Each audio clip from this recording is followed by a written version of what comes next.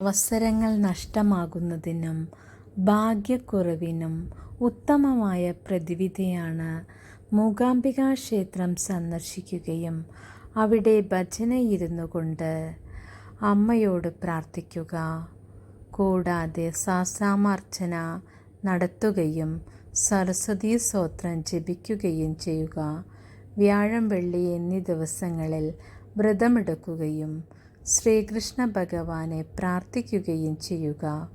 കൂടാതെ അച്യുതാഷ്ടകം ജപിക്കുകയും ചെയ്താൽ നിങ്ങളുടെ എല്ലാവിധ കാര്യതടസ്സങ്ങൾ മാറുന്നതും നിങ്ങളുടെ എല്ലാവിധ കഷ്ടപ്പാടുകൾ തീരുന്നതുമാണ്. അതുകൊണ്ട് തന്നെ എല്ലാവരും ഇതേ രീതിയിൽ ചെയ്തുകൊണ്ട് ഭഗവാന്റെയും ഭഗവതിയുടെയും അനുഗ്രഹത്തിനായി പ്രാർത്ഥിക്കുക. സർവരുടെയും സർവ ആഗ്രഹങ്ങളും ഭഗവാനും ഭഗവതിയും നിറവേറ്റിത്തരുന്നതാണ്.